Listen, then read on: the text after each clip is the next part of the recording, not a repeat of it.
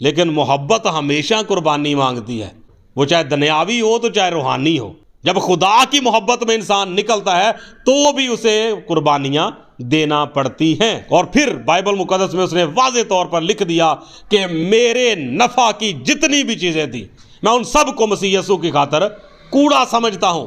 आपका क्या ख्याल है कि ये आसान काम है कि हजारों की तादाद में लोग जो है वो खुदा की इबादत करने के लिए एक जगह से दूसरी जगह पर जाते हैं, जहां कहीं भी जाना पड़े वो जाते हैं। तो क्या ख्याल है कि सब के सब निजात पा जाएंगे? अगर आप हमारे चैनल पर नए हैं तो चैनल को सब्सक्राइब लाजमी करें और वीडियो को शेयर करें। की मार्फत लिखा गया इंजीली बयान उसका बाब नंबर 13 है और उसकी 24वीं आयत मुबारक की तिलावत करेंगे। उसने उनसे कहा, जान फिशानी करो कि तंग दरवाजा से दाखिल हो, क्योंकि मैं तुमसे कहता हूं कि बतेरे दाखिल होने की कोशिश करेंगे और ना हो सकेंगे। मुकद्दस पाक कलाम का पढ़ा सुना जाना हम सब के लिए वसीला बरकत साबित हो। आमीन आमीन हालेलुया। हर इंसान कोशिश करता है कि मैं हमेशा की जिंदगी में दाखिल हो जाऊं।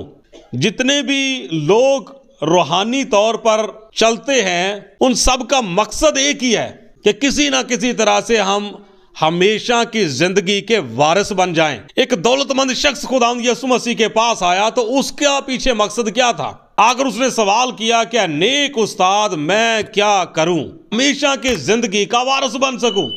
तो हर किसी का मकसद पीछे यही है कि इस दुनिया में रहते हुए खुदावंद की इबादत करें, जितना ज्यादा हो सके खुदावंद को वक़्त दें ताकि हम खुदा की नजर में मकबूल हो सकें और हमेशा की जिंदगी हासिल कर सकें।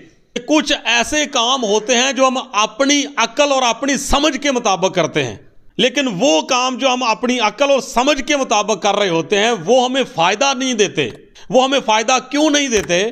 क्योंकि उन्हीं कामों को जब हम खुदा के कलाम के मुताबिक नहीं करते या खुदा की पाक मर्जी के मुताबिक नहीं करते, हमारी अकल जो है वो तस्लीम कर रही होती है कि जो हम कर रहे हैं वो सही कर रहे हैं। लेकिन खुदा का कलाम जब हम गहरे तौर पर मुतालिया करते हैं या खुदा की मर्जी को जब दरियाफ्त करते हैं तो वो काम जो हमारी अकल उनको ठीक कह रही होती है वो ठीक नहीं होते। अब यहां पर खुदावंद के पाक कलाम में जब हम आयत नंबर 22 से पढ़ते हैं तो लिखा हुआ है कि वो शहर शहर और गांव गांव तालीम देता हुआ यरूशलेम का सफर कर रहा था और किसी शख्स ने उससे पूछा, ऐ खुदावंद क्या निजात पाने वाले थोड़े हैं? कितने लोग हैं जो निजात पाएंगे? आज भी आप मुझे बताएं कि कितने लोग हैं जो खुदा के साथ साथ चल रहे हैं? हर बंदा जो है वो यही कहता है कि मैं भी खुदा के साथ चल रहा हूं। बहनें जो हैं वो भी कहती हैं कि हम भी खुदा के साथ चल रही हैं। भाई जो हैं वो भी कहते हैं कि हम भी खुदा के साथ चल रहे हैं।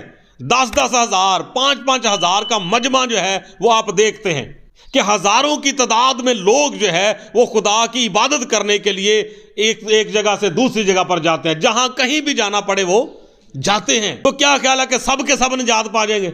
खुदा तो चाहता है, मुकद्दस पाक कलाम में लिखा है कि खुदा तो चाहता है कि हर एक आदमी जो है वो सच्चाई की पहचान तक पहुंचे और निजात पाए। खुदा के नजदीक तो ये नहायत ही पसंदीदा और उम्दा बात है, ये पाक कलाम में लिखा हुआ है। लेकिन इसके बावजूद क्या सब के सब निजात पाएंगे? क्या सब के सब हमेशा की जिंदगी में दाखिल हो जाएंगे? तो यहां पर एक सवाल किया गया है। खुदावंद यीशु मसीह से किसी शख्स ने पूछा, क्या खुदावंद क्या निजात पाने वाले थोड़े से हैं? तो खुदावंद यीशु मसीह ने क्या फरमाया? खुदावंद यीशु मसीह ने ये नहीं कहा कि हाँ वाकई थोड़े हैं। क्यों नहीं कहा? क्योंकि बाइबल मुकद्दस में पहले मैंने वाजे कर दिया कि खुदा तो चाहता है, लिखा हुआ है कि वो किसी की भी हलाकत नहीं चाहता। खुदा तो चाहता है कि हर बंदा जो है, हर फर्द बशर जो है वो सच्चाई की पहचान तक पहुंचे और निजात पाए। खुदा तो नहीं कहता कि निजात पाने वाले जो है वो थोड़े से ही हो। खुदा तो चाहता है कि सब के सब जो है, जिस तरह वालदैन जो हैं वो अपने बच्चों के बारे में, हर बच्चे के बारे में उनकी ये ख्वाहिश होती है, ये सोच होती है कि वो किसी अच्छे मकाम, किसी अच्छे ओहदे पे पहुंच जाए। क्या होता है ऐसा कि माँ बाप जो हैं अगर उनके 4 या 5 बच्चे हैं तो 2 बच्चों के बारे में तो वो अच्छी राय रखते हो, अच्छा ख्याल रखते हो कि इसको मैंने डॉक्टर बनाना है, इसको मैंने इंजीनियर बनाना है, और दूसरे 2 जो उनको कहने नहीं इनकी खैर है, कोई मसला नहीं। ऐसा होता है? माँ बाप ऐसा नहीं करते। कोशिश तो होती है कि सब के सब जो है वो अच्छे से अच्छे ओहदे पे फायज हो जाएं, लेकिन इसके बावजूद होता क्या? फितरतें बच्चों की अलग अलग होती हैं। एक ही पेट से पैदा होने वाले 2 बच्चे जो हैं उनमें से एक जो है वो बड़ी खुशी के साथ स्कूल जाता है, दूसरा रट्टा डाल के बैठ जाता है, मैंने नहीं जाना। तो आप मुझे बताएं कि वो कहां पे पहुंचेगा, और जो दूसरा खुशी के साथ स्टडी कर रहा है और मेहनत कर रहा है वो कहां पे पहुंचेगा। सेम इसी तरह से खुदा तो चाहता है कि सब के सब जो हैं वो हमेशा की जिंदगी के वारिस बने, लेकिन ऐसा हो नहीं सकता। क्यों नहीं हो सकता? क्योंकि हर किसी की फितरत अलग है। तो खुदावंद यीशु मसीह ने उस शख्स को जिसने ये पूछा कि क्या निजात पाने वाले थोड़े हैं, खुदावंद यीशु मसीह ने उसे नहीं कहा कि हाँ वाकई थोड़े हैं। जो तरीकाकार है वो खुदावंद यीशु मसीह ने बता दिया, और उस तरीके के मुताबिक अगर देखा जाए तो फिर आगे खुदावंद यीशु मसीह ने जवाब दिया है कि जान फिशानी करो कि तंग दरवाजा से दाखिल हो। और आगे क्या लिखा हुआ है कि बथेरे दाखिल होने की कोशिश करेंगे मगर हो नहीं सकेंगे। तो फिर कितने निकलेंगे? निजात पाने वाले कितने होंगे? फिर थोड़े से। तो आज कितने निजात याफ्ता? आज निजात याफ्ता बहुत ज्यादा है। जो बंदा तौबा कर लेता है, जो बपतिस्मा ले लेता है, वो जी निजात याफ्ता है। इस बात पर गौर करना है कि निजात हासिल करने का तरीका क्या है, हमेशा की जिंदगी में दाखिल होने का तरीका क्या है। तो इसी बात पर हम लोग गौर करेंगे। खुदावंद यीशु मसीह ने फरमाया कि जान फिशानी करो के तंग दरवाजा से दाखिल हो। आज ये जो तंग दरवाजा है, इस पर हम लोग थोड़ी देर के लिए गौर करेंगे कि तंग दरवाजा से मुराद क्या है। कौन कौन से ऐसे लोग हैं जो तंग दरवाजा से दाखिल हुए। खुदावंद यीशु मसीह ने दो दरवाजों के बारे में वाजे किया है। मुकद्दस मत्ती रसूल की इंजील जब पढ़ते हैं तो वहां पर दो दरवाजों के बारे में बताया गया है कि एक दरवाजा तंग है और दूसरा कुशादा है। और तंग दरवाजे की तरफ जो रास्ता जाता है वो कौन सा है? वो सुकड़ा है। वो रास्ता भी सुकड़ा है, रास्ता भी सुकड़ा है और दरवाजा भी तंग है, जो जिंदगी को पहुंचाता है। दरवाजा भी कुशादा है और रास्ता भी चौड़ा है, खुला रास्ता है। फिर उस पर जो चलते हैं वो उनको लेके कहां पे जाता है? हलाकत की तरफ। देखिए कि जिस तरह खुदा के कलाम में लिखा हुआ ना कि देख मैंने तेरे सामने दो राहें रखी हैं, जिंदगी और मौत, बरकत और लानत। अब चुनाव तो खुदा ने इंसान पे छोड़ दिया, लेकिन बसीयत बाप होते हुए ने साथ अच्छा मशवरा भी दे दिया है कि बस तू जिंदगी को इख्तियार कर ताकि तू भी जीता रहे और तेरी औलाद भी, तेरा भी भला हो और तेरी नस्ल का भी। तो सेम इसी तरह से दो दरवाजों का जिक्र खुदा यीशु मसीह ने किया कि एक तंग दरवाजा है, एक कुशादा दरवाजा है, खुला दरवाजा है। तो एक जिंदगी को पहुंचाता है और एक हलाकत को पहुंचाता है। अब दो दरवाजों के बारे में बता तो दिया, चुनाव इंसान पे छोड़ दिया, लेकिन बसीयत बाप होते हुए खुदावंद यीशु मसीह ने यह मशवरा भी दे दिया कि जान फिशानी करो के तंग दरवाजा से दाखिल हो। अगर जिंदगी पानी है तो फिर तंग दरवाजा से दाखिल हो। ये बिल्कुल ऐसे ही है कि जिस तरह बाज़ औक़ात हम लोग कोई चीज़ लेने के लिए मार्केट में जाते हैं या बाजार में कोई चीज़ खरीदने के लिए जाते हैं, तो वो दुकानदार जो है वो हमारे सामने मुख्तलिफ किस्म की मुख्तलिफ कंपनीज की चीज़ें जो है वो रख देते हैं कि जी ये चाइना की है, ये ताइवान की है, ये जापानी है, इस तरह से मुख्तलिफ वो चीज़ रख देते हैं। और बाज़ औक़ात वो साथ मशवरा भी दे देते हैं। पैसे अगर हमारी माने तो ये जापानी चीज़ जो है ये ही एक दफ़ा ले ले, पैसे तो थोड़े से आपको खर्च करने पड़ेंगे लेकिन सुकून मिल जाएगा आपको, हो जाता नहीं इस तरह। तो सेम इसी तरह से दो दरवाजों के बारे में खुदावंद यीशु मसीह ने बताया तो है, लेकिन साथ ही खुदावंद यीशु मसीह ने यह भी वाजे कर दिया कि जान फिशानी करो कि तंग दरवाजा से दाखिल हो। बथेरे कोशिश करेंगे। तो बाइबल मुकद्दस में कुछ ऐसे हैं कि जिन्होंने तंग दरवाजे का चुनाव किया। जब उनके सामने रखा गया, दो दरवाजों को रखा गया, तो उन्होंने तंग दरवाजे का चुनाव किया। सबसे पहली बात जो है वो हमारे सामने आती है मुकद्दस अब्राहम की, जो ईमानदारों का बाप है। अब खुदा ने आवाज दी कि अब्राहम तू क्या कर, अपने बाप के घर को, अपने रिश्तेदारों को, अपने नातेदारों को छोड़ दे और उस जगह पे चला जा, उस मुल्क में चला जो कि मैं तुझे दिखाऊंगा। तो फिर क्या हुआ? आप मुझे बताएं कि यह आसान काम था, यह तंग दरवाजा था, लेकिन खुदावंद के बंदा ने इस तंग दरवाजे का चुनाव किया। जब तंग दरवाजे का चुनाव किया तो उसके बाद आखिरकार क्या हुआ? कलाम खुदा में लिखा हुआ कि खुदा ने फरमाया कि मैंने भी अपनी जात की कसम खाई है कि मैं तुझे बरकत पर बरकत दूंगा।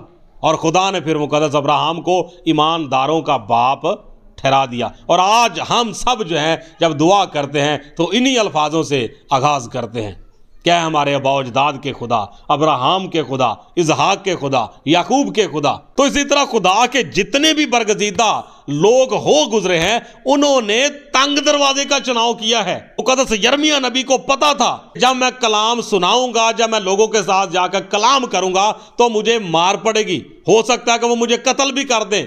और बड़ी बड़ी सख्तियों में से मुकद्दस यिर्मयाह नबी को गुजरना पड़ा, लेकिन इसके बावजूद वो तंग दरवाजे को उसने छोड़ा नहीं है। वो उसी में से गुजरा। 40 साल से ज्यादा खिदमत खुदा के बंदा यिर्मयाह नबी की है, तो उन 40 सालों में उसने तंग दरवाजे का ही चुनाव किया। तो ये जो तंग दरवाजा है, दरअसल ये खुदा के अहकामात है।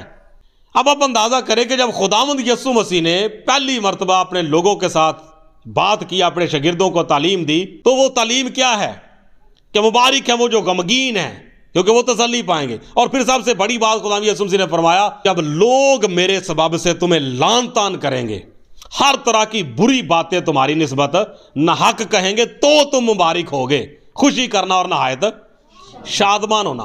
तो आप मुझे बताएं, ये आसान काम था?